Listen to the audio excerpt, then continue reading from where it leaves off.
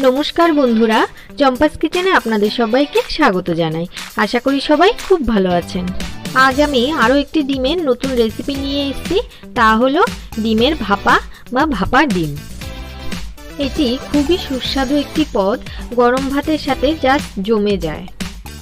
এটি একদমই ঝামেলামুক্ত একটি রান্না। চলুন বন্ধুরা চটপট ডিম ভাপার রেসিপিটা দেখে নিই। যে বন্ধুরা আমার ভিডিও দেখছেন কিন্তু এখনো সাবস্ক্রাইব করেননি, আমার সমস্ত ভিডিওর আপডেট পেতে অবশ্যই আমার চ্যানেলটিকে সাবস্ক্রাইব করুন এবং পাশে থাকা বেল আইকনটিকে প্রেস করুন। এখানে আমি 5টা ডিমকে আগে থেকে সামান্য নুন দিয়ে সেদ্ধ করে খোসা ছাড়িয়ে নিয়েছি।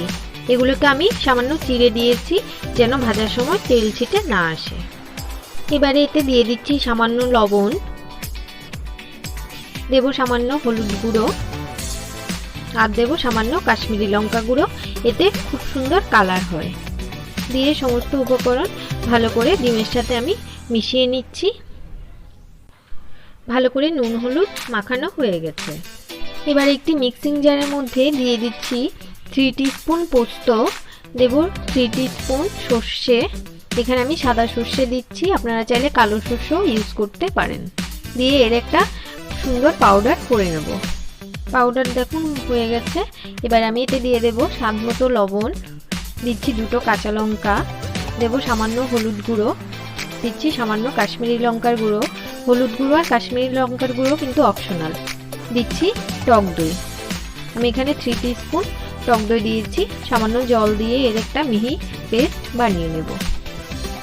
দেখুন একটা স্মুথ পেস্ট বানানো হয়ে গেছে।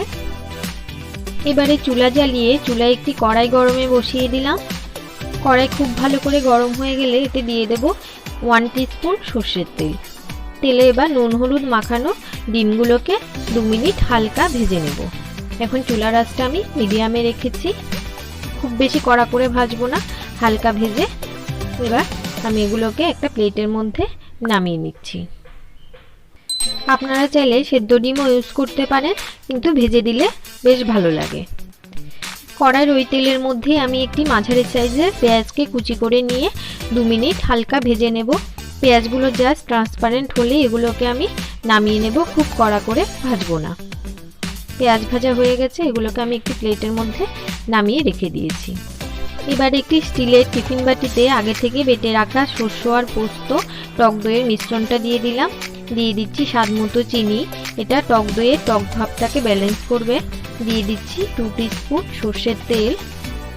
দিয়ে সমস্ত উপকরণ খুব ভালো করে মিশিয়ে নেব। আর দিচ্ছি আগে থেকে ভেজে রাখা পেঁয়াজ কুচনো, আপনারা চাইলে কাঁচা পেঁয়াজও দিতে পারেন। সমস্ত উপকরণ আবারও একটুখানি মিশিয়ে নিচ্ছি। এখন আমি দিয়ে দিচ্ছি আগে থেকে ভেজে রাখা ডিমগুলো। হলুদ, কাশ্মীরি লঙ্কা আর সর্ষের তেলের জন্য এর কালারটা বেশ সুন্দর হয়। দেব 3টে কাঁচা লঙ্কা চেরা। ঝাল, মিষ্টি, লবণ আপনারা কিন্তু আপনাদের স্বাদ মতোই দেবেন। দিয়ে সমস্ত গ্রেভির সাথে ডিমগুলোকে ভালো করে একটুখানি মিশিয়ে দিচ্ছি। এবারে টিফিন বক্সের ঢাকাটা বন্ধ করে এটাকে আমি ভাপাতে বসাবো। এবারে চুলা জ্বালিয়ে চুলায় একটি কড়াই গরমে বসিয়ে দিলাম। এতে দিয়ে দিচ্ছি 1.5 কাপ জল।